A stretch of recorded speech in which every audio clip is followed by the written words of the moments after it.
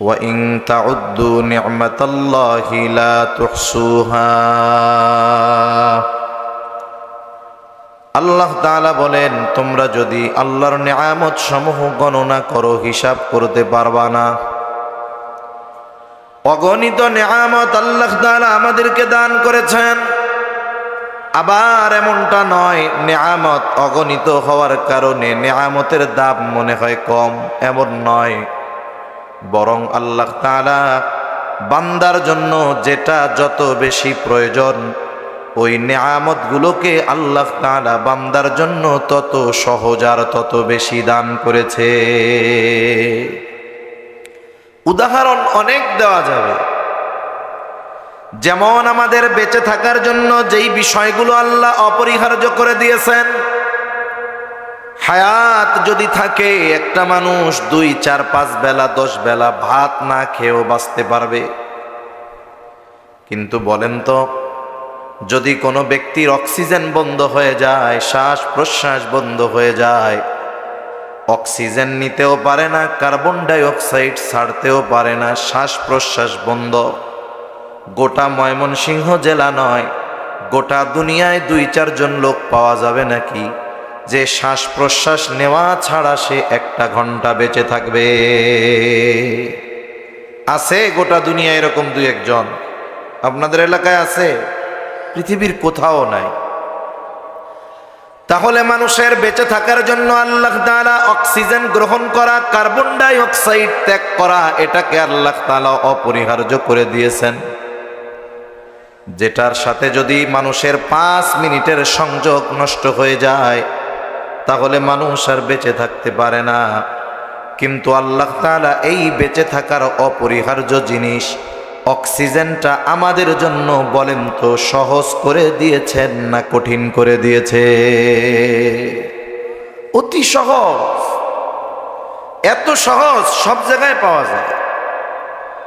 আল্লাহ তাআলা অক্সিজেন দেওয়ার ক্ষেত্রে কোনো শর্ত আরোপ করেন নাই, কঠিন বা সহজ কোনো শর্ত আল্লাহ তাআলা দেন নাই। আল্লাহ তাআলা বলেন নাই যে অক্সিজেন শুধু ইমানদারদের দেওয়া হবে, বেঈমানদের দেওয়া হবে না। আল্লাহ তাআলা এমনটা বলেন নাই।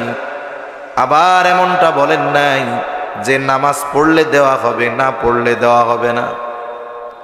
তার মানে গোটা দুনিয়ার যত সৃষ্টি আছে সবার বেঁচে থাকার জন্য অক্সিজেন দরকার, অথচ এই দামি নিয়ামত অক্সিজেনটা আমাদের জন্য সহজ করে দিয়েছেন কে? আল্লাহ সহজ করে দিয়েছেন, কোনো শর্ত দেন নাই, না ইমানের না আমলের। অক্সিজেন কেমন দাম! যখন করোনাকালীন সময়ে করোনা ভাইরাস যখন মানুষের ফুসফুসে আক্রমণ করত, ফুসফুস যখন আক্রান্ত হয়, মানুষের শ্বাস প্রশ্বাস স্বাভাবিকভাবে নেওয়া কঠিন হয়ে যায়। ওই সময় আমরা দেখেছি দৈনিক লক্ষ টাকাও বিল হয়েছে একজন মানুষের অক্সিজেন বাবদ। গোটা হায়াতে যদি এই অক্সিজেন আমাকে আপনাকে কিনে ব্যবহার করা লাগতো, তাহলে এই দুনিয়ায় বেঁচে থাকা আমাদের জন্য সহজ হতো না। সেই জন্য নিয়ামত যত দামি আর যত প্রয়োজন, ওটা বান্দার জন্য তত সহজ করে দিয়েছেন কে? আল্লাহ। এই অগণিত নিয়ামতের মধ্যে আল্লাহ তাআলার পক্ষ থেকে দামি নিয়ামতগুলোর মধ্যে অন্যতম এক দামি নিয়ামত হলো এই দুনিয়ায় সন্তান। সন্তান এটা আল্লাহর পক্ষ থেকে নিয়ামত, সাথে সাথে সন্তান এটা আল্লাহর পক্ষ থেকে আমানত। সন্তান যেমন নিয়ামত, সন্তান তেমন আমানত। এই জন্য নিয়ামত আর আমানত, আমানতের বস্তু হেফাজত করতে হয়, আর নিয়ামত পাওয়ার পর আল্লাহর কৃতজ্ঞতা প্রকাশ করতে হয়। সন্তান যখন একত্রে নিয়ামত আর আমানত, এই দুনিয়াতে আল্লাহ তাআলা এই সন্তানকে দান করেছেন, এটা আল্লাহর পক্ষ থেকে নিয়ামত। এ দুনিয়াতে শত শত মানুষ আছে, কোটি কোটি টাকার মালিক। কোন ব্যক্তির অবস্থা যদি এমন হয় যে তার কোটি কোটি টাকা, 1000 কোটি টাকা আছে, জাগতিক সুখ স্বাচ্ছন্দ্য, বাড়ি গাড়ির কোনো অভাব নাই, কিন্তু আল্লাহ তাআলা তাকে একটা সন্তান দেয় নাই। বলেন তো ওই 1000 কোটি টাকার মালিক যে নিঃসন্তান, 1000 কোটি টাকার মালিক হওয়ার পরেও তার শান্তি আছে নাকি? শান্তি নাই। তাকে জিজ্ঞাসা যদি করা হয়, আপনি এত কোটি টাকার মালিক, এত মিল ফ্যাক্টরি ইন্ডাস্ট্রি আপনার কি শান্তি নাই? বলে না ভাই, আল্লাহ যদি একটা সন্তান দিত এটা আমার জীবনের জন্য সবচাইতে শান্তির কারণ হতো। তাহলে 1000 কোটি টাকার চাইতে একজন সন্তান নামক নেয়ামতের দাম বেশি। আবার হয়তো দুনিয়ায় অনেকের এমন আছে যে সম্পদ দুনিয়ার আছে, সন্তানও আছে, তবে সন্তান অবাধ্য মাদকাসক্ত, সন্তান অবাধ্য মাদকাসক্ত বদ্দিন। বলেন তো টাকা পয়সা আছে, সন্তানও আছে, তবে এই সন্তান বদ্দিন হওয়ার কারণে তার শান্তি থাকতো নাকি? তার মানে না থাকলেও যন্ত্রণা, থাকার পরে যদি অবাধ্য হয়, বদ্দিন হয়, তাও কষ্ট। আবার যদি কারো ক্ষেত্রে এমন হয় লোকটা দিন মজুর, নুন আনতে পান্তা ফুরায়, টাকা পয়সা ধন দৌলত অনেক নাই, অনেক সম্পদের মালিক নয়, কিন্তু আল্লাহ তাআলা তাকে 3টা সন্তান দান করেছে। 3টা সন্তান আলেম, 3টা সন্তান হাফেজ। এলাকার মানুষ সবাই তাদের ভালো বলে, সন্তানগুলো সৎ চরিত্র, উত্তম আখলাকের অধিকারী। ওই লোকটার যদিও জাগতিক আসবাব নাই, গাড়ি নাই, বাড়ি নাই, অঢেল সম্পদ নাই, কিন্তু সৎ চরিত্রবান 3টা সন্তান আছে। বলেন তো সম্পদবিহীন সৎ চরিত্রওয়ালা ওই সন্তানের বাবার দিলে শান্তি আছে না নাই? তাহলে সন্তান এমন এক নেয়ামত, না থাকলে কষ্ট, থাকার পরে যদি খারাপ হয় আরো কষ্ট। সন্তান এমন এক নেয়ামত, যদি নেককার দিনদার সন্তান হয়, যদি সম্পদ নাও থাকে, এটা বড় শান্তি। এজন্য সম্পদের চাইতে বড় নেয়ামত হলো সন্তান। আল্লাহ তাআলা যাদেরকে সন্তান দিয়েছে, আমরা অনেকেই সন্তানের কদর করতে পারি না। এই সন্তানের তারবিয়াত যেভাবে করা দরকার, প্রতিপালন যেভাবে করা দরকার করতে পারি না। দুনিয়ার অনেক মানুষ এখনো মনে করে সন্তান হলো জীবন চক্রের একটা অংশ। বলে আমার এখন শক্তি আছে, সামর্থ্য আছে, সন্তানের বয়স কম, সন্তানকে আমি লেখাপড়া শিখাবো, চাকরি দিব, ব্যবসা বাণিজ্য ধরায়া দিব, বিদেশে পাঠায়া দিব, সে উপার্জন করা শিখবে, আমি বার্ধক্যে উপনীত হব, বাড়ি বসে থাকব, সন্তান উপার্জন করবে, আমি বসে বসে খাবো, আমি দুনিয়া থেকে চলে যাব, আমার সন্তান তার সন্তানদের ওই রকম বড় করবে, চাকরি দিবে, টাকা পয়সা উপার্জন করবে, ও বুড়া হবে, বসে বসে খাবে। অনেকে মনে করে সন্তান হলো জাগতিক জীবনে আনন্দে সুখ স্বাচ্ছন্দ্যে থাকার জন্য আল্লাহ প্রদত্ত কেমন যেন একটা এটিএম ব্যাংক, শুধু টাকা ওর মাধ্যমে উপার্জন করার ব্যবস্থা করায় দিব, এরপরে আমি শেষ, এরপরে ওর পোলারগুলা খাবে। কিন্তু সন্তান কি আল্লাহ শুধু এই জন্য দিয়েছে নাকি? এজন্য দিয়েছে না। কোন ব্যক্তি যদি তার সন্তানকে বাস্তবিক অর্থে ইসলামের আলোকে প্রতিপালন করতে পারে, বলে এই সন্তান তার দুনিয়া আখেরাত উভয় জাহানের জন্য কল্যাণকর হয়। এই দুনিয়াতে আমরা অনেক দেখেছি, হাজারো উপমা আমাদের সামনে আছে। বাবা তার সব সম্পদ ব্যয় করে জাগতিক লাইনে সন্তানকে সফল করার প্রচেষ্টা করেছেন। কেউ বা ডাক্তার, কেউ বা ইঞ্জিনিয়ার, অথবা কেউ বা তার সম্পদ বিক্রয় করে সন্তানকে আমেরিকা, ইউরোপে লেখাপড়া করতে পাঠিয়ে দিয়েছেন। ওই সন্তান জাগতিক লাইনে অনেক সম্পদের মালিক হয়েছে। ঢাকাতে 10 তলা বাড়ি, ময়মনসিংহে 5 তলা বাড়ি, গাজীপুরে 6 তলা বাড়ি, সব তালা তালা বাড়ি আছে ঠিক, কিন্তু তার বাবার জায়গা ওই বাড়িতে বহুদূর, ওই বাড়ির গাছতলায়ও হয় না। এইরকম দুনিয়ার লাইনে সন্তানদের সফল করতে গিয়ে অনেক অভিভাবক আজকে বৃদ্ধাশ্রমে মৃত্যুর প্রহর গুনতেছে, ঠিক কিনা বলেন? কিন্তু আমারে দেখান, যেই বাবা সন্তানকে দিনদার বানানোর জন্য মেহনত করেছে, পরিশ্রম করেছে, সম্পদ ব্যয় করেছে, এমন একজন অভিভাবককে দেখান যে সেই অভিভাবক সন্তান দ্বীনের বুঝ পাবার পরে, দিনদার হবার পরে, আলেম হবার পরে ওই সন্তানের পিতা বার্ধক্যকালীন সময়ে বৃদ্ধাশ্রমে যাওয়া লাগছে, এমন একটা পিতা খুঁজে পাওয়া যাবে না। আমি শুধু আলেম বলি নাই, আমি সকল দিনদারদের কথা উল্লেখ করেছি। কারণ একজন মানুষের জন্য আলেম হওয়া ফরজ না, সবার জন্য আলেম হওয়া জরুরি না, কিন্তু সবার জন্য মুসলমান ইমানদার হওয়া, পাক্কা মুমিন হওয়া জরুরি। সবার জন্য মুসলমান হওয়া জরুরি। এই জন্য সবাই যেন মুসলমানিত্ব অর্জন করতে পারে, সবাই যেন দ্বীনের উপরে গড়ে ওঠে, এই জন্য শরীয়তে ইসলাম সন্তান লালন পালনের কিছু রীতিমালা দিয়ে দিয়েছে। সেই নীতিমালা থেকে কয়েকটা কথা আমরা একটু অল্প সময় আলোচনা করব ইনশাআল্লাহ। কারণ আদর্শ জাতি গঠনে ব্যক্তি দরকার, ব্যক্তিবিহীন তো আর জাতি হয় না। মানুষ যদি প্রত্যেকের জায়গা থেকে ভালো হয়, যেই সমাজের সব ব্যক্তি নিজে নিজে ভালো বলে, ওই সমাজের সব মানুষ এমনিই ভালো, সমাজটাও ভালো, বসবাসের উপযোগী। আদর্শ জাতি গঠনে সন্তানদের ভূমিকা অপরিসীম। আজকের সন্তানদেরকে যদি আমরা দ্বীনের আলোকে গড়ে তুলতে পারি, বলে আগামীতে এরা জাতি গঠনে ভূমিকা রাখবে, এক আদর্শ জাতি, আদর্শ সম্প্রদায়ে পরিণত হবে। এজন্য আমাদের উচিত ইসলামের আলোকে সন্তানদের গড়ে তোলা, ইসলামের আলোকে সন্তানদের গড়ে তোলা।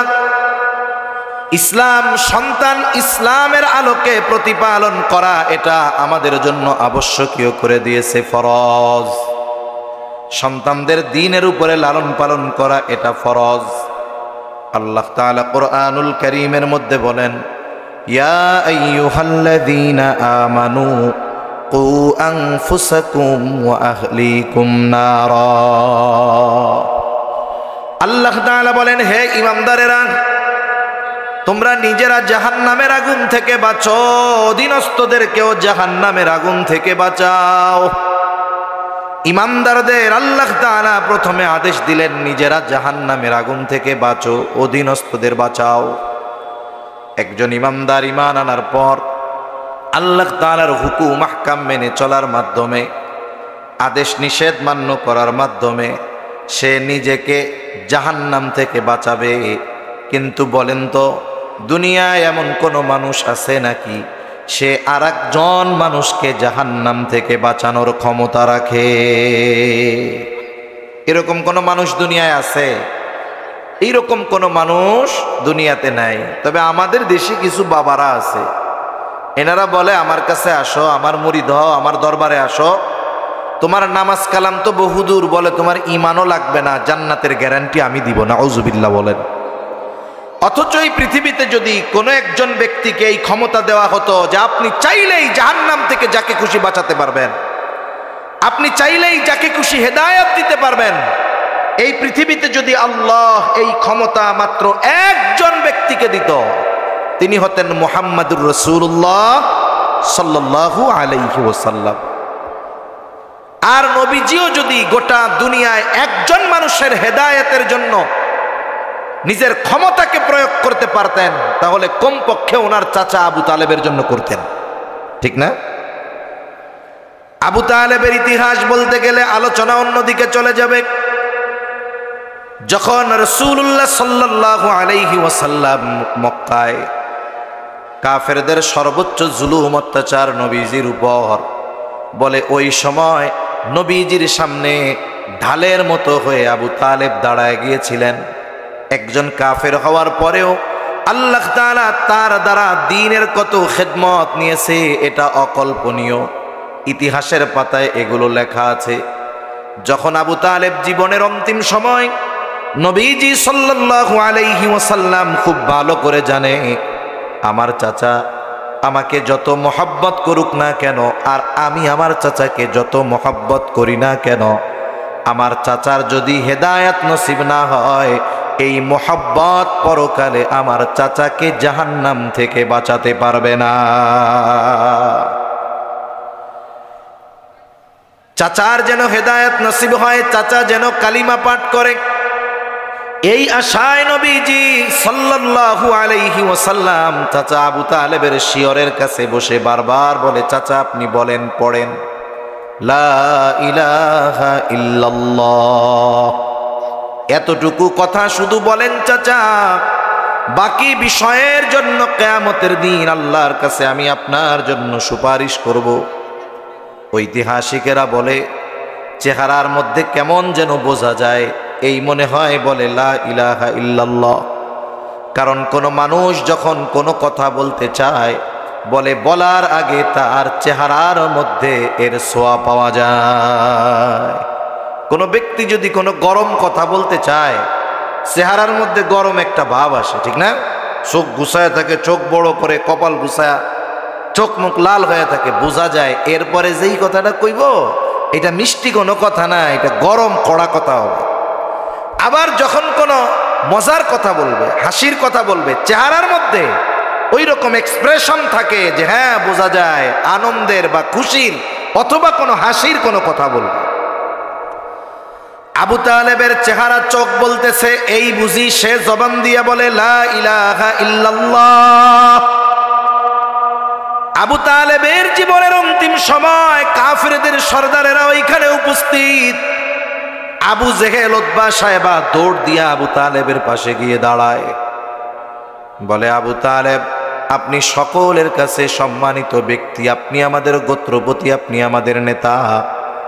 আপনি যদি দুনিয়া থেকে যাওয়ার আগে বাপ দাদার ধর্মে চুনকালি দিয়া মুহাম্মাদের ধর্মে দীক্ষিত হয়ে পরকালের পথে পাড়ি জমান, এই মানুষেরা আপনাকে যেই সম্মান করতো সেটা তো করবেই না, বরং বলবে আবু তালেব আসলে একজন কাপুরুষ ছিল, মারা যাওয়ার আগে বাপ দাদার ধর্ম বাদ দিয়া মুহাম্মাদের নতুন ধর্ম গ্রহণ করে মরছে।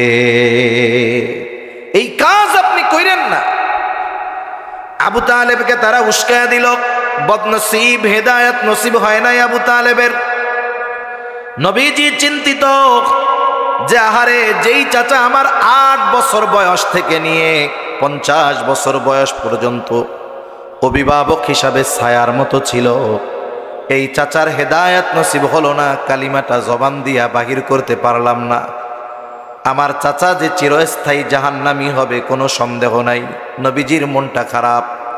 আর আল্লাহ তাআলা আয়াত নাজিল করে জানায় দেন, ইন্নাকা লা তাহদি মান আহবাবতা ওয়ালাকিন্নাল্লাহা ইয়াহদি মান ইয়াশা। আল্লাহ তাআলা বলেন, হে হাবিব, আপনি যাকে চান, যাকে ভালোবাসেন, আপনি চাইলেই তাকে হেদায়েত দিতে পারবেন না। এই জন্য যে যাকে ভালোবাসে চাইলেই তাকে হেদায়েত দিতে পারে না। কি জোরে বলেন, পারে না। ভাইরারে আমার, হযরত নূহ আলাইহিস সালাম তার সন্তানকে পথে আনতে পারে নাই, হেদায়েত দিতে পারে নাই। হযরত লূত আলাইহিস সালাম তার স্ত্রীকে হেদায়েত দিতে পারে নাই।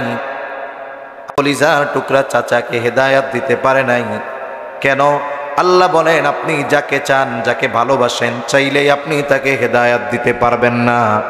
ওয়ালাকিন্নাল্লাহা ইয়াহদি মান ইয়াশা, বরং আল্লাহ যাকে চান আল্লাহ তাকে হেদায়েত দেয়। এখন বলেন তো, এই চিন্তা কইরা যদি নবী রাসূলগণ দাওয়াত বাদ দিয়া বসে থাকতেন যে আল্লাহ যারে চাই হেদায়েত দিবে, আমি ঘরে বসে থাকি, তাহলে কি জিম্মাদারি পালন হতো? জোরে বলেন, পালন হতো? তাহলে আল্লাহ কি দেখবেন? আল্লাহ দেখবেন আমাদের উপরে প্রদত্ত দায়িত্ব আমরা পালন করেছি কিনা। আমি আপনি, আমার আপনার অধীনস্থ সন্তান সহ যারা আছে তাদেরকে দ্বীনের উপরে পরিচালনার সর্বোচ্চ প্রচেষ্টা করেছি কিনা। আল্লাহ তাআলা দেখবেন আমার আপনার এই চেষ্টা প্রচেষ্টার মধ্যে কোনো ত্রুটি ছিল কিনা। যদি চেষ্টা প্রচেষ্টার মধ্যে ত্রুটি না থাকে, হেদায়েত যদি নসিব না হয়, এই দায়ভার আমার আপনার না। যেমন প্রথম দিকে রাসূলুল্লাহ সাল্লাল্লাহু আলাইহি ওয়াসাল্লাম যখন দাওয়াত দিতেন, পরিচিত পরিবেশ, পরিচিত মানুষ, দাওয়াত তো মানুষ গ্রহণ করতো না, পাল্টা নবীজির উপরে তাদের কঠোর প্রক্রিয়া প্রদর্শন করত। কঠোর প্রতিক্রিয়া প্রদর্শন করত, নবীজির কথা মানত না, উল্টা নবীজির উপরে জুলুমের স্টিম রোলার তারা চালাইতো। নবীজি চিন্তা করতেন আমার কি দাওয়াত দেওয়া সঠিকভাবে হচ্ছে কিনা, অথবা এই মানুষগুলো আমার কাছের মানুষ, এরা যদি আমার কথায় ঈমান না আনে তাহলে এদের পরকাল বরবাদ হয়ে যাবে। নবীজি এই চিন্তায় ওই সময় খানা দানা কমায় দিয়েছেন। এখন খানা দানা কমায় দেওয়ার পর অসুস্থ হয়ে গেছেন। নবীজির উম্মতের এই চিন্তায় যে ঈমান আনতেছে না, এই চিন্তায় নবীজি এতটা অসুস্থ হয়ে গেছেন যে আল্লাহ তাআলা আয়াত নাজিল করে বলেন, লাআল্লাকা বাখিউন নাফসাকা আল্লা ইয়াকুনু মুমিনিন। আপনি তো নিজেকে মৃত্যু মুখে ঠেলে দিবেন এরা ঈমান না আনার কারণে, অথচ আল্লাহ তাআলা নবীজিকে জানায় দিলেন আপনার দায়িত্ব হলো যথাযথভাবে আপনাকে যেই দায়িত্ব দেওয়া হয়েছে এটা পালন করা, কথাগুলো মানুষের কাছে পৌঁছায়া দেওয়া আপনার দায়িত্ব, চেষ্টা প্রচেষ্টা। হেদায়েতের মালিক কে? আল্লাহ। এই জন্য সন্তান নামক নেয়ামত সাথে অধীনস্থ যারা আছে, আমরা যদি ইসলাম প্রদত্ত পদ্ধতিতে সর্বোচ্চ চেষ্টা প্রচেষ্টা করি, এরপরে যদি কারো সন্তান সে লাইনচ্যুত হয়ে যায়, অবাধ্য হয়ে যায়, পাপাচারের পথে লিপ্ত হয়ে যায়, এই ক্ষেত্রে কোনো অভিভাবককে কিয়ামতের দিন আল্লাহর সামনে দাঁড়াতে হবে না। কিয়ামতের দিন আল্লাহ নূহ আলাইহিস সালামকে জিজ্ঞাসা করবে না যে আপনার সন্তান কেন কাফের হলো, কারণ নূহ আলাইহিস সালাম সন্তানের ব্যাপারে সর্বোচ্চ চেষ্টা করেছেন কিন্তু নসিবে হেদায়াত নাই। এজন্য আমার আপনার কাজ হলো সন্তান প্রতিপালনে ইসলামের প্রদর্শিত পদ্ধতি যথাযথভাবে প্রয়োগ করা। এই আয়াতের মধ্যে যতগুলো শিক্ষা আছে এর মধ্যে অন্যতম একটি শিক্ষা হলো সন্তানের তারবিয়াত প্রতিপালন, এটা দ্বীনের উপরে করা। এরপরে নবীজির হাদিস, কুল্লুকুম রাঈনা ওয়া কুল্লুকুম মাসউলুনা আন রাইয়াতিহি। নবীজি সাল্লাল্লাহু আলাইহি ওয়াসাল্লাম বলেন, তোমরা প্রত্যেকেই দায়িত্বশীল, প্রত্যেককে তার দায়িত্বের ব্যাপারে জিজ্ঞাসা করা হবে। তার মানে আমার উপরে যার জিম্মাদারি আছে তার ব্যাপারে কিয়ামতের দিন জিজ্ঞাসা করা হবে। যত জিম্মাদারি আছে সবার ব্যাপারে জিজ্ঞাসা করা হবে। যারা আমার অধীনস্থ তাদের মধ্যে অন্যতম হলো সন্তান। সন্তানের জিম্মাদারি পিতা বা অভিভাবকের উপরে আছে না নাই? জোরে কোন আছে না নাই? এজন্য জিম্মাদারি কি, দায়িত্ব কি? সন্তানকে দ্বীনের উপরে গড়ে তোলা, এটা আমার আপনার দায়িত্ব। এই দায়িত্ব পালন করলাম কিনা কিয়ামতের দিন আল্লাহর কাঠগড়ায় আল্লাহর সামনে জবাবদিহিতা আমাদের করতে হবে। এই আয়াত এবং হাদিসের আলোকে সন্তানকে দ্বীনের উপরে প্রতিপালন করা ফরজ। জোরে বলেন কি? জোরে বলেন কি? এইটা ফরজ। সন্তান শুধু দুনিয়ায় আল্লাহ দিয়েছেন আলহামদুলিল্লাহ বললে হবে না, এই সন্তান কেমনে দ্বীনের উপরে টিকে থাকবে সেই ব্যবস্থাও ওই অভিভাবকের উপরে করা ফরজ। এখন প্রথম প্রশ্ন, কথা কি বুঝেন?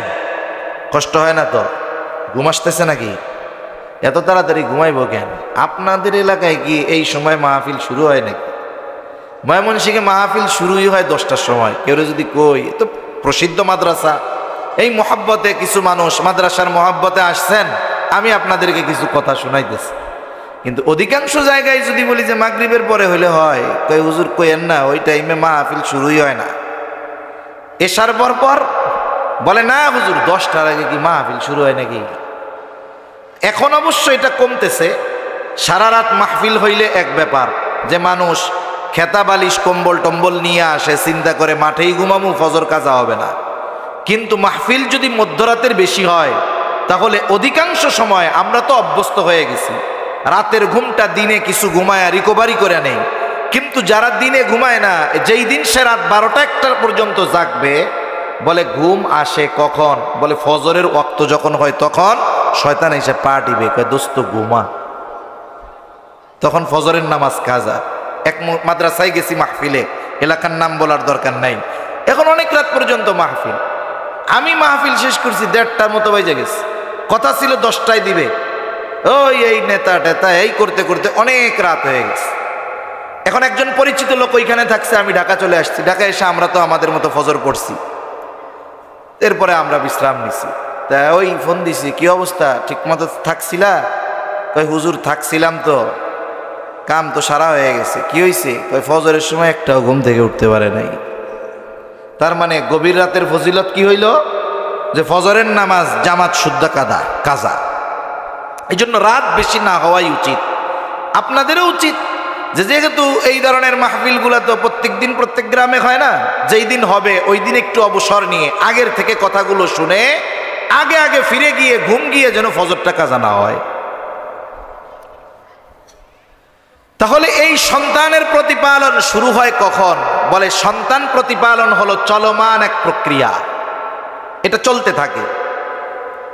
সাধারণ ধারণা হলো, জেনারেল ধারণা, সন্তান দুনিয়ায় আসার পরে সন্তানের তারবিয়ত শুরু হয়। কিন্তু ইসলাম ভিন্ন কথা বলে।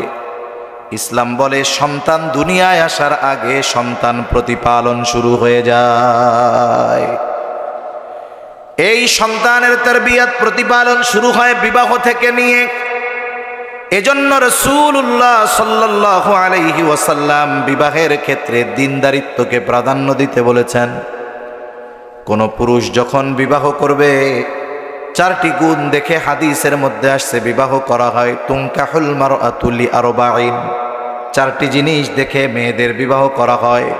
এক নাম্বার, তার সৌন্দর্য দেখা হয়, বংশ দেখা হয়, সম্পদ দেখা হয়। 4 নম্বর, দ্বীনদারিত্ব দেখা হয়।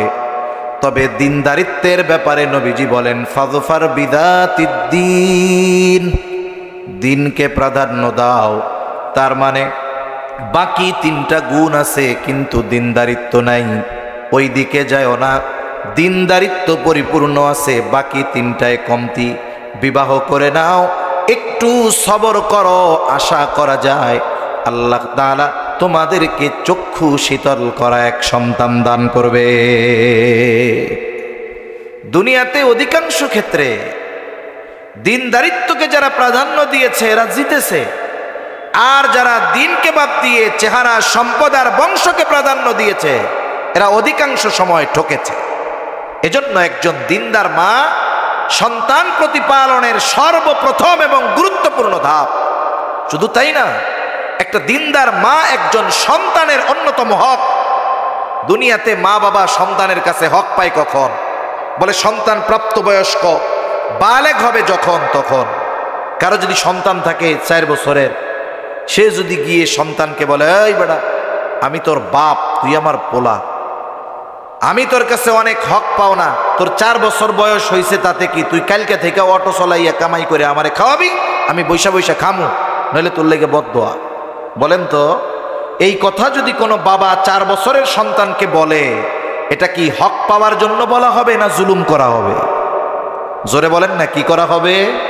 এটা জুলুম হবে।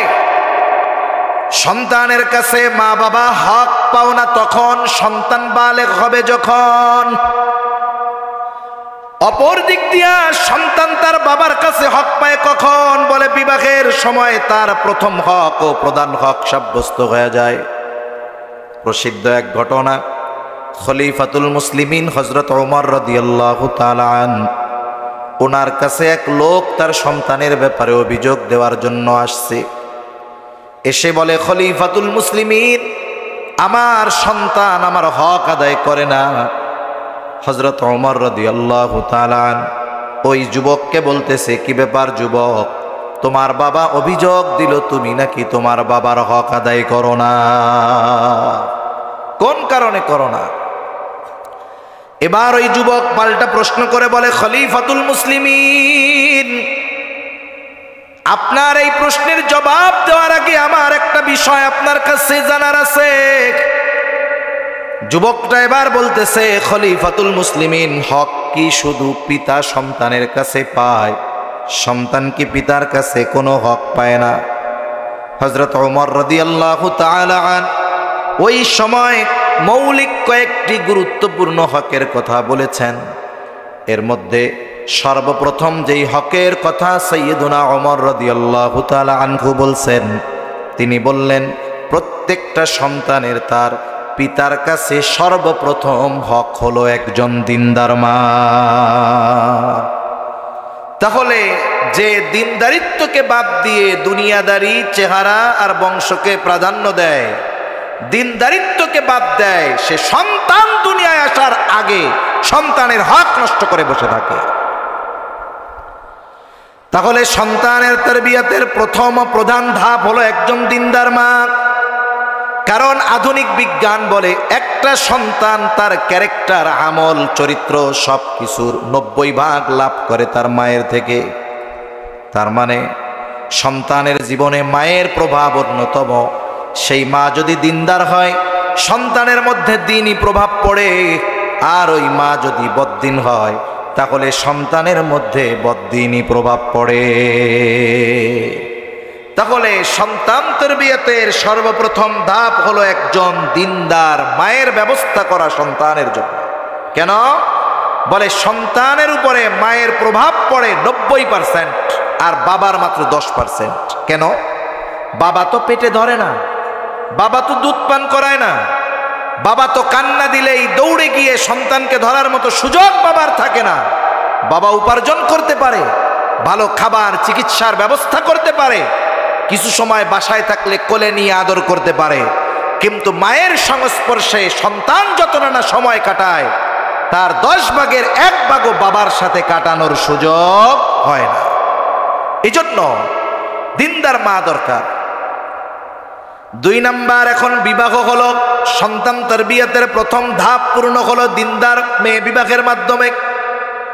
দ্বিতীয় ধাপ হলো নেক সন্তানের জন্য আল্লাহ তাআলার কাছে দোয়া করা। বলে নেক সন্তান চেয়ে আল্লাহ তাআলার কাছে দোয়া করা, এটা পয়গম্বর আলাইহিমুস সালামের সুন্নাহ। আর পিতার দোয়া সন্তানের ব্যাপারে এটা ব্যাপক প্রভাব রাখে। সন্তানের জীবনে মা বাবার দোয়া এটা তার অন্যতম শক্তি আর সফলতার অন্যতম মাধ্যম। এজন্য সন্তান দুনিয়া আসার পরে না, আগের থেকেই দোয়া করতে হয়। আমভাবে আল্লাহ একটা দোয়া শিখাইয়া দিছে, যেই দোয়া বিবাহিত লোক করবে, অবিবাহিত লোক করবে, যার সন্তান আছে সেও করবে, নাই সেও করবে। আল্লাহ তাআলা শিখাইয়া দেন, রব্বানা হাবলানা মিন আজওয়াজিনা ওয়া যুররিয়াতিনা কুররাতা আ'য়ুনিন ওয়াজআলনা লিল মুত্তাকিনা ইমামা। আল্লাহ তাআলা এই দোয়া শিখায় দিয়েছেন, সবাই করবে। যে বিবাহ করে নাই সেও আল্লাহর কাছে চক্ষু শীতলকারী স্ত্রী আর সন্তান কামনা করবে। যে বিবাহ করছে সেও আল্লাহর কাছে দোয়া করবে যে আল্লাহ আমার স্ত্রী সন্তান আমার জন্য চক্ষু শীতলকারী করে দেন, আমাদেরকে মুত্তাকিনদের ইমাম বানায় দেন। এই দোয়া হলো আম দোয়া, সব সময় করতে হবে। তবে স্পেশাল ভাবে নেক সন্তান চেয়ে আল্লাহ তাআলার কাছে দোয়া করা, এটা পয়গম্বর আলাইহিমুস সালামের সুন্নাহ। মুসলিম মিল্লাতের পিতা ইব্রাহিম আলাইহিস সালাম যখন ইরাকের বাবেল থেকে হিজরত করলেন, 80 কোঠায় বয়স, ইব্রাহিম আলাইহিস সালাম নমরুদের অগ্নিকুণ্ড থেকে বের হয়ে দেশ ত্যাগ করেছেন, হিজরত করেছেন।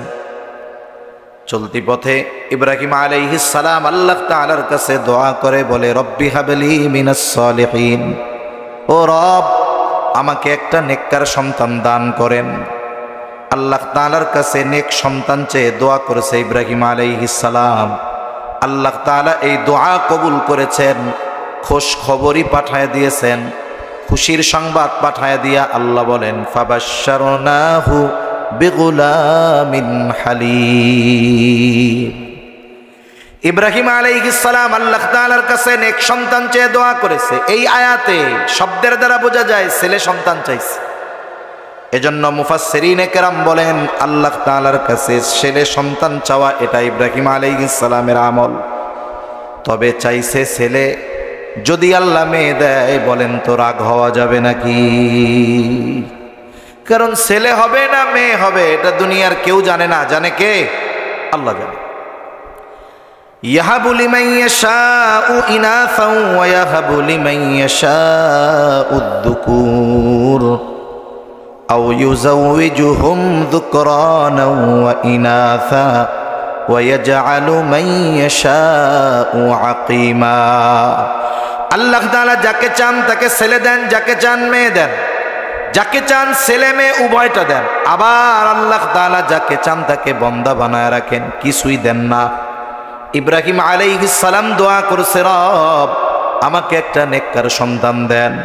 আল্লাহ তাআলা বলেন, ফাবাশশারনাহু বিগুলামিন হালিম, আমি তাকে একজন সহনশীল সন্তানের সুসংবাদ দিলাম।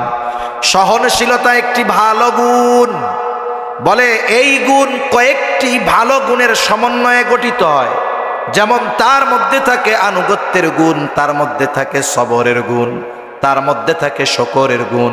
এই ধরনের অনেক ভালো গুণের সমন্বয়ে একটা মানুষ সহনশীল হয়। ইব্রাহিম আলাইহিস সালামকে আল্লাহ একজন সহনশীল সন্তানের সুসংবাদ দিলেন। এই সন্তান কেমন আনুগত্যশীল, এই সন্তান কেমন আনুগত্যশীল। এই সন্তান যখন বড় হয়েছে, আল্লাহ তাআলা কঠিন এক পরীক্ষার মাধ্যমে ওই সন্তানের সহনশীলতার প্র্যাকটিক্যাল প্রমাণ দিয়ে দিয়েছে। ইব্রাহিম আলাইহিস সালামকেও জানায় দিছে, যেই দোয়া করছিলেন দেখেন কেমন সন্তান দিছে। সন্তান ভালো চাইছে, কিন্তু সন্তান কত ভালো এটা আল্লাহ তাআলা ইব্রাহিম আলাইহিস সালামকে পরীক্ষা নেওয়ার মাধ্যমে জানায় দিছে। সবার জানা কথা, যখন ইব্রাহিম আলাইহিস সালাম স্বপ্নে দেখছে, আচ্ছা আযান কয়টা?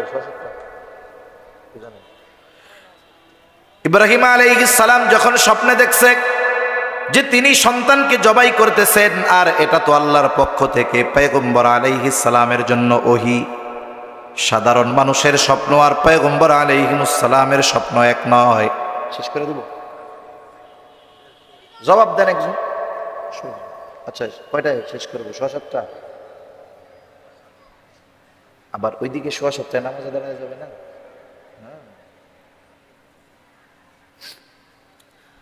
ওই বাহিরে নামাজগুলো কয়টা? বাহিরেও কোনো একটা 7:30। আচ্ছা ঠিক আছে। আচ্ছা,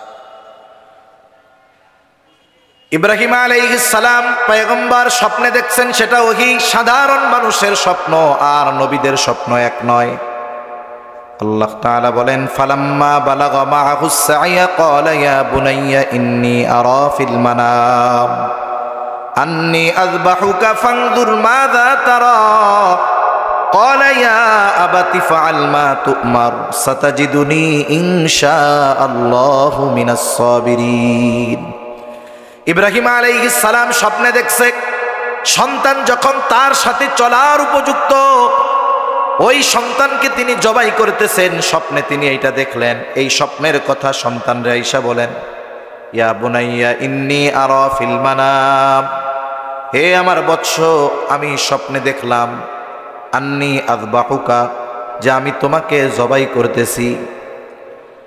ওই ছোট বালক বাচ্চা সেও জানে আমার বাবা যে স্বপ্ন দেখে এটা সাধারণ স্বপ্ন নয়, বরং আমার বাবা যে স্বপ্নে আমাকে জবাই করতে দেখেছে এটা তার নিজের সিদ্ধান্ত নয়, বরং এই জবাই করার জন্য আদেশ যিনি দিয়েছেন তিনি কে?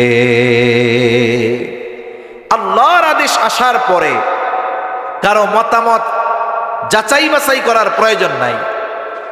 কিন্তু ইব্রাহিম আলাইহিস সালাম সন্তানরে বলতেছে, ফানজুর মাযা তারা। বাচ্চাও তো এখন ছোট, সাথে চলতে পারে এতটুক। তিনিও বাচ্চার মনোভাবটা একটু পরীক্ষা করতে চায় যে আল্লাহ বলছিল হালিম দান করব, আসলে আমার এই সন্তান সহনশীল কিনা হয়তো তিনি পরীক্ষা করতে চাইছেন। সন্তানরে জিজ্ঞাসা করে, বাবা এই ব্যাপারে তুমি কি বলো? সন্তান জানে যে আমার বাবা যে স্বপ্নে দেখছে সেটা ওহী, এই জন্য সাথে সাথে সে বলে, ক্বালা ইয়া আবাতি ফাআল মা তু'মার সাতাজিদুনি ইনশাআল্লাহু মিনাস সাবিরিন। এবার এই সন্তান বলতেছে, হে আমার বাবা আপনি যে ব্যাপারে আদেশপ্রাপ্ত হয়েছেন আপনি সেটা করেন। ইয়া আবাতি ফাআল মা তু'মার সাতাজিদুনি ইনশাআল্লাহু মিনাস সাবিরিন। আপনি আমাকে ধৈর্যশীলদের অন্তর্ভুক্ত পাবেন।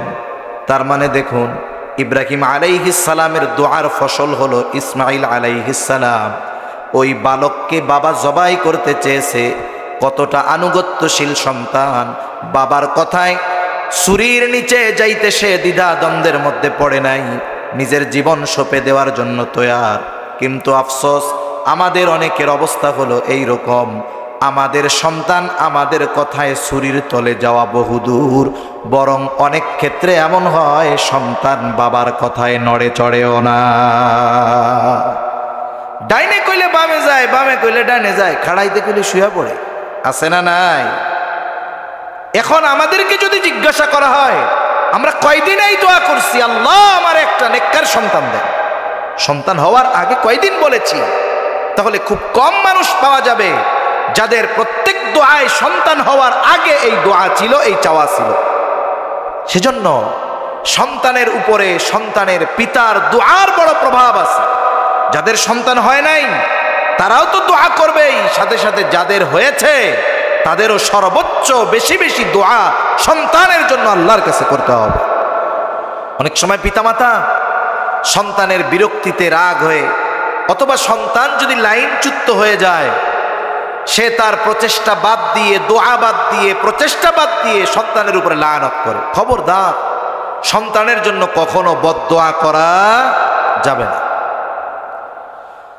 তাহলে সন্তান তারবিয়াতের দ্বিতীয় ধাপ বলে সন্তানের জন্য দোয়া করা। এটা সন্তান দুনিয়া আসার আগেও করতে হবে, দুনিয়া আসার পরেও চালায় যেতে হবে। আবার অনেকের ক্ষেত্রে এমন হয়, বিবাহ করছে কিন্তু আল্লাহ সন্তান দেয় না। বাংলাদেশ সহ গোটা দুনিয়ার প্রসিদ্ধ ডাক্তারদেরকে দেখানো হয়েছে, সবাই রিপোর্ট চেক করে বলে কোনো সমস্যা নাই, সন্তান হওয়ার যতগুলো বাধা কোনো কিছু আপনাদের মধ্যে নাই, কিন্তু কেন হয় না এটা আমরা জানি না। এইরকম অনেক দম্পতি বাংলাদেশ সহ দুনিয়ায় আছে। সাধারণত এই ধরনের পরিস্থিতিতে যারা পড়ে এরাও দুইটা ভাগে বিভক্ত হয়ে যায়। কারণ আমাদের এলাকায় এক কথা বলে, কয় মাল যার যায় ইমান তার যায়, মাল যায় যার ইমান যায় তার। অনেক সময় দেখবেন বিপদে পড়ছে, চুরি হইছে, যে যা কয় তাই করে, কয় পুলিশের কাছে যা, এবার টাকা পয়সা দিয়ে ডায়েরি করে, মামলা করে, মাল পায় না। আর একজন কয় ওই ফকির বাবার কাছে যা, আয়নার মধ্যে দেখে কয়ে দিব কেডা চোর, আছে না নাই? কোন মাল যায় যার ইমান যায় তার। যখন এই ধরনের মুসিবতে মানুষ পড়ে, বলে সন্তান হয় না কিন্তু কোনো সমস্যা নাই, এইবার একদল মানুষ এসে তাদের বুদ্ধি দেয়, অমুক দরবারে যা, অমুক ফকিরের কাছে যা, 12 ঘাটের পানি 14 গাছের বড়ই পাতা, এটা দিয়া গোসল করাইলে ফুলাপান হয়ে যাইব, আছে না নাই? কোন এই কাজ করতে গিয়ে অনেকে বেঈমান হয়ে যায়। আবার অনেক আল্লাহর বান্দা আছে চিন্তা করে দুনিয়ার সবার চিকিৎসা যেখানে শেষ, সেই জায়গায় চিকিৎসা শুরু হয় কার? চিন্তা করে দুনিয়ার মানুষ যেখানে ব্যর্থ, আল্লাহ তাআলা তিনি এটা সফল করতে পারবেন, কারণ ওনার কোনো ব্যর্থতা নাই। এরকম লোকও আমার জানা আছে, সারা দেশে চিকিৎসা করছে, ভারতে করছে, মাউন্ট এলিজাবেথ হসপিটালে করছে, কিন্তু আল্লাহ তাআলা তাদের সন্তান দেয় না। কোনো অসুবিধা নাই, টাকা পয়সা কিছু আল্লাহ দিয়েছে, স্বামী স্ত্রী দুইজন। এবার চিন্তা করে শোনো, দুনিয়ার সব প্রচেষ্টা করলাম, নবীর সুন্নাত চিকিৎসা করতে বলা হয়েছে অসুস্থ হলে, কিন্তু অসুস্থতা তো কোনো কিছু নাই, কিন্তু সন্তান তো হয় না। এখন দুনিয়ার কোনো চিকিৎসায় কাজ হবে না, আমাদের চিকিৎসার সমাধান দিতে পারে আল্লাহ। আর দোয়া হলো এমন এক পাওয়ার, যার মাধ্যমে দুনিয়ার মানুষ অসম্ভবকে সম্ভব করে ফেলতে পারে। এবার স্বামী স্ত্রী দুইজনে মিলে চিন্তা করছে হজে চলে যাবে। দুইজনে পয়সা খরচ করে হজে চলে গেছে, কারণ হজের সময় কিছু দোয়া কবুলের জায়গা আছে, সময় আছে, বলে অন্যান্য সময় ওই সুযোগগুলো থাকে না। যারা উমরায় যায় এরা আরাফার ময়দানে ঘুরে, কিন্তু ওই যে 9 জিলহজ আরাফার দিবসের যেই দোয়ার কথা আল্লাহর নবী বলছেন, খায়রুদ দুআই দুআউ ইয়াউমিল আরাফা, আরাফার দিবসের দোয়া সবচেয়ে উত্তম দোয়া। ওই দোয়া করার তো আর সুযোগ পাওয়া যায় না। ওই দিন আল্লাহ একেবারে নিকটবর্তী হয়ে দিনের বেলা বান্দাকে ডাকতে থাকে, সূর্যোদয়ের পর থেকে কার কি চাওয়ার দরকার চাও। এজন্য আরাফার দিন, আরাফার ময়দান এটা দোয়া কবুলের অন্যতম সময় আর স্থান, যেটা সারা বছরে পাওয়া যায় একবার। সবার নসিবে জোটে না।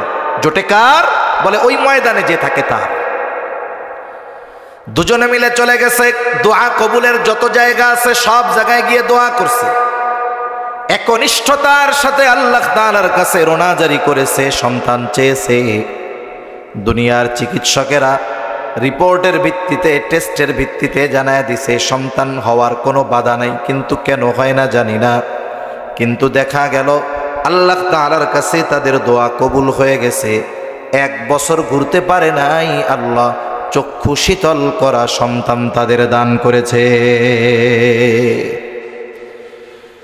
এজন্য হতাশ হওয়ার কোনো কিছু নাই। যাদেরকে আল্লাহ দেয় না, দোয়া করতে হবে কার কাছে? জোরে বলেন, আরো জোরে বলেন, কার কাছে? বলেন দোয়ার দ্বারা অসম্ভব সম্ভব হওয়া, এটা পসিবল কিনা?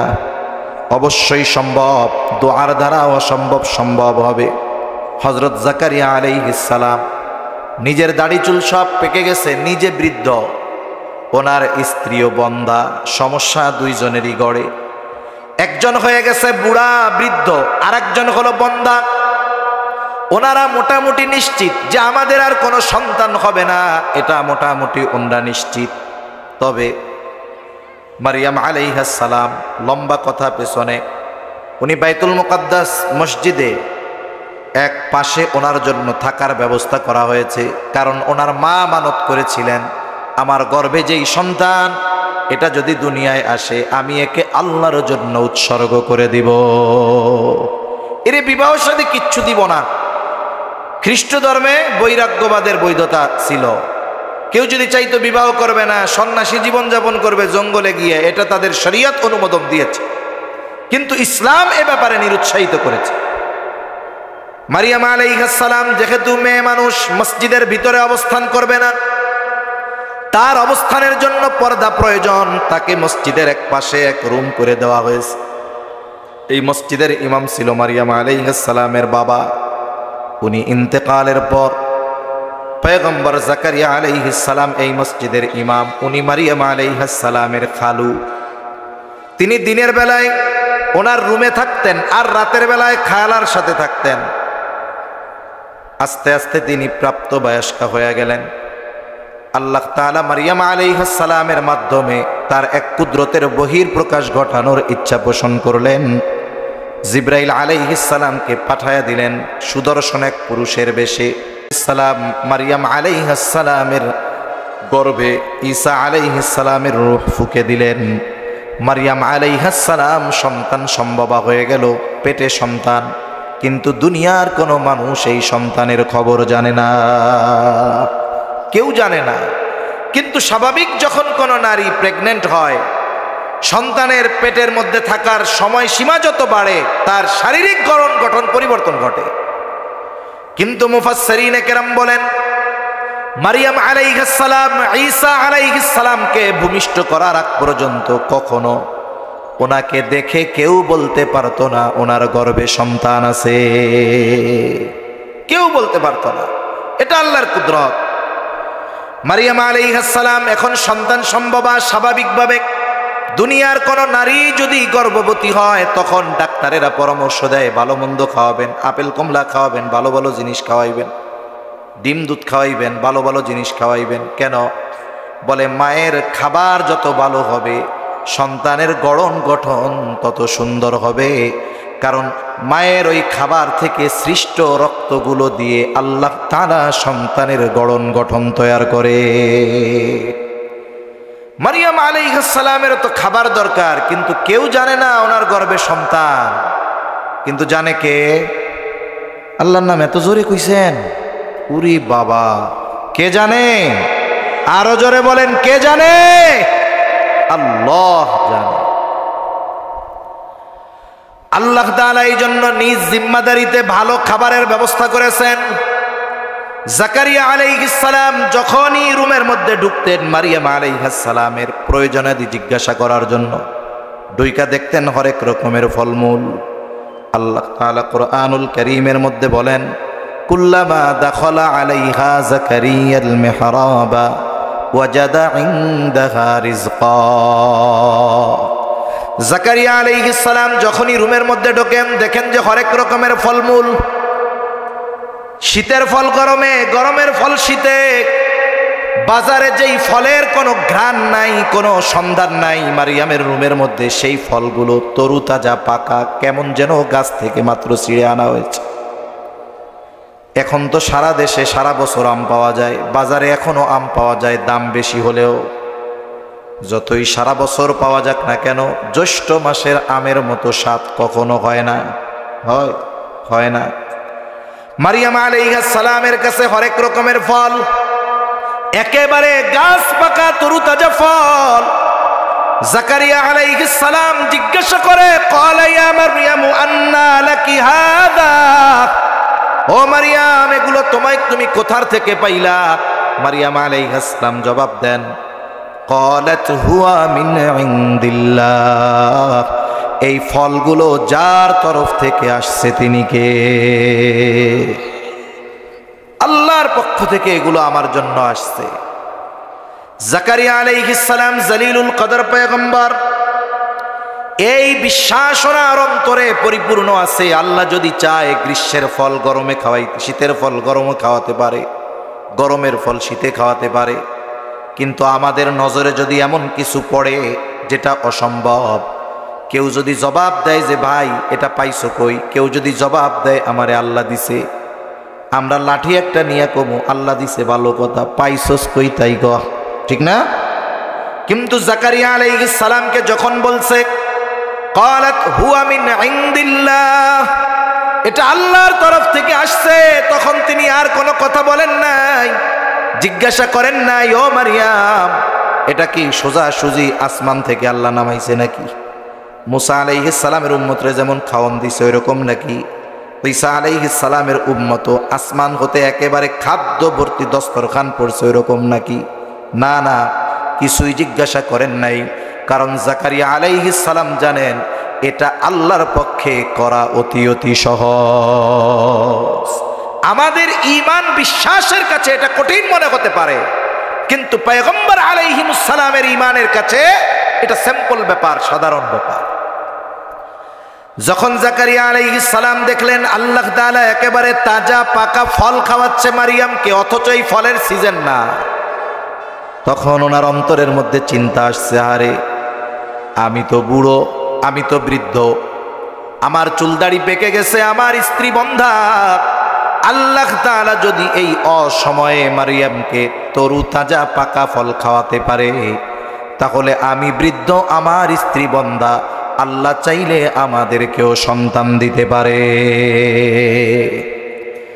জাকারিয়া আলাইহিস সালাম দোয়া করতেছে একেবারে ওই রুমের মধ্যে, যখন মারিয়াম আলাইহিস সালাম বলছে ক্বালাত হুয়া মিন ইনদিল্লাহ, আর জাকারিয়া আলাইহিস সালাম দোয়া শুরু করে দিছে। আল্লাহ বলেন, হুনালিকা দাআ জাকারিয়া রাব্বাহ ক্বালা রব্বি হাবলি মিন লাদুনকা যুররিয়াতান তাইয়্যিবা।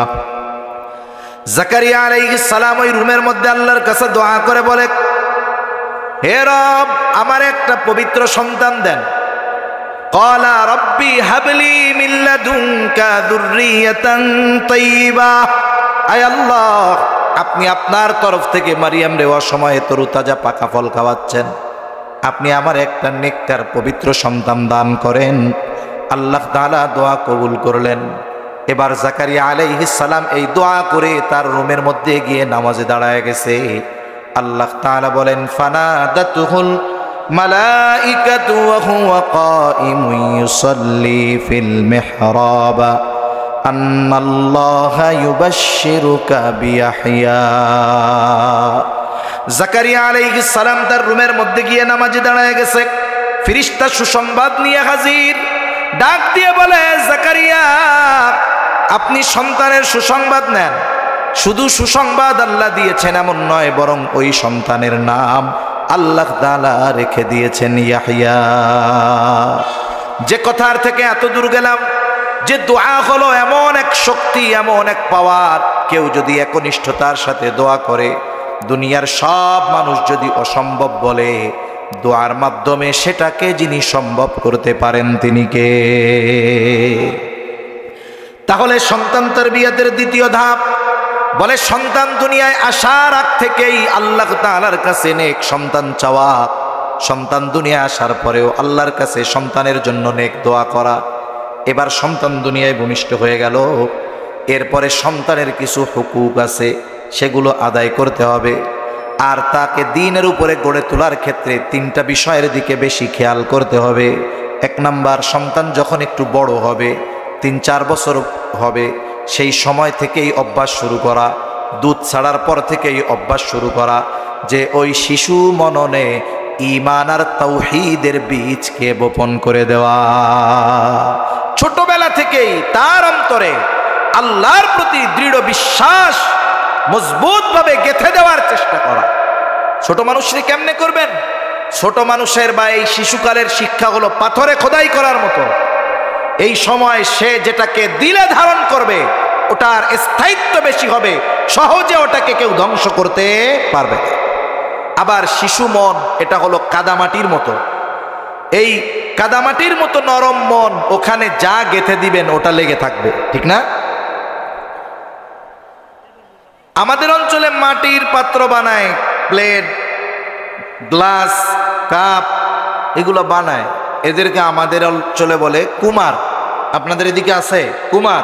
এখন কম, এখন তো প্লাস্টিক, মেলামাইন বা চীনামাটির গুলো আধুনিক মেশিনে বানায়, কিন্তু এখনো ওগুলোর চাহিদা বানায়। কুমার দুটো জিনিস লাগে, একটা হলো একেবারে প্রসেস নরম মাটি লাগে, আর একটা হলো কুমারের অভিজ্ঞতা থাকা লাগে। মাটি যত নরম হোক, প্রযুক্তি যত ভালো হোক, আমারে যদি দিয়া বলে হুজুর আপনি একটা প্লেট বানায় দেন, আমার দ্বারা সম্ভব। আবার কুমার যত অভিজ্ঞ হোক না কেন, যদি ওই কুমারের কাছে শক্ত মাটি এনে দিয়া বলে যে এটা দিয়ে একটা প্লেট বানায় দেন, বলেন তো অভিজ্ঞ কুমারের দ্বারা শক্ত মাটি দিয়ে প্লেট বানানো সম্ভব নাকি? বলে শিশু হলো কাদামাটির ন্যায়, এই সময় আপনি তাকে যেভাবে গড়ে তুলবেন সেভাবে সে গড়ে উঠবে। যেমনি ভাবে নরম মাটি দিয়া, একই মাটি, এটাকে দিয়ে কুমার চাইলে প্লেট বানায়, চাইলে গ্লাস বানায়, চাইলে জগ বানায়, কাপ পিরিচ বানায়, টপ বানায়, ফুলদানি বানায়। বলে কেন পারে? বলে পারার কারণ হলো মাটিটা নরম। এজন্য সন্তানের দিল নরম থাকতে ওই সময় আল্লাহর কথা, রাসূলের কথা তার দিলের মধ্যে গেঁথে দেওয়া। এটা আপনার ভাষায় আপনি যেভাবে পারেন তাকে শেখাবেন। আসমান জমিনের স্রষ্টা আল্লাহ তাকে জানাবেন, আমাদেরকে বানিয়েছেন আল্লাহ, তাকে শেখাবেন। আমরা যে রিজিক পাই যে মাধ্যমেই হোক না কেন আল্লাহ এটা দেয়। কথা বলার শক্তি আল্লাহ দেয়, দেখার শক্তি আল্লাহ দেয়। এইভাবে যখন আপনি আল্লাহর কথা, আল্লাহর পরিচয় তার সামনে বারবার তুলে ধরবেন, আশা করা যায় ঈমান আর তাওহীদের বীজ তার অন্তরে বপন হয়ে যাবে, ফল পরে দিবে, সময় মতো ফল দিবে। কিন্তু এই সময় তাকে আল্লাহর পরিচয় জানাতে হবে, বারবার তার সামনে আল্লাহর কথা বলতে হবে। তাহলে 1 নাম্বার কাজ ঈমান আর তাওহীদের বীজ তার অন্তরে বপন করা। 2 নাম্বার বলে সন্তানকে উত্তম আদর্শের আলোকে গড়ে তোলা, উত্তম চরিত্র সম্পন্ন করার জন্য উত্তম আদর্শের আলোকে গড়ে তোলা। বিষয় হলো সন্তানকে যদি উত্তম আদর্শবান করে গড়ে তুলতে হয়, বলে ওই বাবাকে আগে উত্তম চরিত্রের অধিকারী হতে হবে। যেই বাপ সুদ খায়, ঘুষ খায়, বিড়ি সিগারেট গাঁজা খায়, ওর পোলা ওইটা হাঁটা শেখার আগে বিড়ি টানা শিখবে, ঠিক কিনা বলেন? ওর বাপ টাইনা ফালাবে, চলে যাবে, ও চিন্তা করবে এত ফজিলতের কাম বাপ করছে, আমি বাদ দিলে হয়? ও হামাগুড়ি দিয়া ফাস্টান মেরে দিবে, কি করলাম? আমার হাতেই ওর ক্ষতি শুরু হলো। এজন্য সাবধান, সন্তানদের ব্যাপারে এই বিষয়গুলো সতর্ক থাকা দরকার। আমি চাই, আপনি চাই, আমরা সকলে চাই আমাদের ছোট ছোট বাচ্চারা বড়দের সালাম দিবে। এই যে ছোটরা সালাম দিবে, এটা তাকে শেখাতে হবে পিটায়া, মাইর দিয়া নয়, বরং 100 বার তারে সালাম দিলে এরপরে সে সালাম দেওয়া শিখবে, ঠিক কিনা বলেন? কারণ বাচ্চাদেরকে পিটিয়ে কোনো কিছু শেখানো যায় না, বলে করানো যায় না। বলে করার মাধ্যমে ওরা দেখে দেখে এগুলো করে। এখন আমি ওরে যদি সালাম দেই, ও আস্তে আস্তে একসময় আমার সালাম দেওয়া অভ্যস্ত হবে। এই জন্য উত্তম আদর্শের আলোকে, আখলাকের আলোকে গড়ে তুলতে হলে আমাদেরকেও উত্তম আখলাকওয়ালা হতে হবে। 3 নম্বর বিষয়, কথা শেষ। 3 নম্বর বিষয় হলো ইলম আর আমলের ব্যাপারে আগ্রহী করে তুলতে হবে। স্বাভাবিকভাবে আমরা যদি ঘরে আমাদের মা বোনেরা যদি আমলদারি হয়, বাবা দাদা কেউ যদি বাড়িতে থাকে, তারা যদি সুন্নাত নফল ইবাদত বাড়িতে করে, দেখবেন ছোটরা এটা দেখে দেখে শিখে, তাদের আগ্রহ পয়দা হয়। এক সময় একটু বড় হইলে সাথে সাথে মসজিদে যাইতে চায়। এই যে তার মধ্যে আমলের আগ্রহ পয়দা হলো, উলামায়ে কেরামের কথা বলা, উলামায়ে কেরামের সংস্পর্শে থাকা, এর দ্বারা তার মধ্যে ইলমের আগ্রহ পয়দা হয়। এই যে সন্তানের শিশুকালে এই কাজগুলো যদি আমরা একটু যত্ন সহকারে করি, এই সন্তান দুনিয়া আখেরাতে আমার আপনার জন্য কল্যাণকর হবে। ঠিক কিনা বলেন? এখন বিষয় হলো, প্রথম 2টা তো আমরা করতে পারি, বিবাহ শাদী এবং সন্তান দুনিয়া আসার আগে দোয়া করা। এটা তো আর অন্য কেউ করে দিবে না, এটা আমাদের নিজেদের করতে হবে। যারা করছি, আর যারা করে নাই তাদেরই করতে হবে। কিন্তু দুনিয়া আসার পর এই যে ঈমান আমলের শিক্ষা, উত্তম আখলাকের আলোকে গড়ে তোলা, ইলম আর আমলের প্রতি আগ্রহী করে তোলা, এই দায়িত্বগুলো নিয়েছে আমাদের এই মাদ্রাসাগুলো। ঠিক কিনা বলেন? আমাদের সন্তানদের বাড়িতে রাখলেও যতটুকু বলি, প্রকৃত ঈমান আর তাওহীদের জ্ঞান পরিবার থেকে তারা অর্জন করতে পারে না। পরিপূর্ণ উত্তম আদর্শ আখলাক পরিবার থেকে শিখতে পারে না। পরিপূর্ণ আমল আর ইলমের প্রতি আগ্রহী এটা বাসায় পরিবার থেকে হয় না। এগুলো হয় কোথার থেকে? জোরে বলেন। এই মাদ্রাসাগুলো থেকে। এই জামিয়া আরাবিয়া বাহরুল উলুমের মতো গোটা দুনিয়ায় ছড়িয়ে ছিটিয়ে যেই মাদ্রাসাগুলো আছে, এইগুলো থেকেই আমাদের সন্তানদেরকে আমাদের জন্য দুনিয়া আখেরাতের সম্পদে পরিণত করা হয়, গড়ে তোলা হয়। এজন্য আমাদের কি উচিত? এই যে ছোট্ট মেয়েটা দেখছেন, ওরে যদি ওর ঠিকানা জিজ্ঞাসা করা হয় ও বলতে পারবে না, কিন্তু আসমাউল হুসনা, আল্লাহর এই 99টা নাম কত সুন্দরভাবে বলে দিছে। ওরে জিজ্ঞাসা করছি ভয় লাগে নাই? কয় না লাগে নাই। কত সুন্দরভাবে বলে দিয়েছে। এর মা বাবা কত গর্বিত, কত সুন্দর। এজন্য আমাদের প্রথম করণীয় হলো, সন্তানদের যদি ঈমানের উপরে গড়ে তুলতে চাই, উত্তম আখলাকের উপরে গড়ে তুলতে চাই, যদি চাই যে তার আমলে আগ্রহী হবে, ইলমে আগ্রহী হবে, জীবনের প্রাথমিক শিক্ষাগুলো কমপক্ষে মাদ্রাসায় দিতে হবে। ঠিক কিনা বলেন? এরপরে আল্লাহ চাইলে উচ্চশিক্ষায় শিক্ষিত করবেন, না চাইলে আপনারা এই পর্যন্ত স্টপ করে দিবেন, কোনো অসুবিধা নাই। কিন্তু কি হবে? এই যে শিশুকালের মৌলিক শিক্ষাগুলোর কারণে সে কোনোদিন লাইনচ্যুত হবে না, নাস্তিক হবে না, পথভ্রষ্ট হবে না। আল্লাহ সুবহানাহু ওয়া তাআলা আমাদেরকে কথাগুলো বুঝবার তৌফিক দান করেন। আমিন। ওয়া আখিরু দাওয়ানা আনিল হামদুলিল্লাহি রাব্বিল আলামিন। আসসালামু আলাইকুম ওয়া রাহমাতুল্লাহ।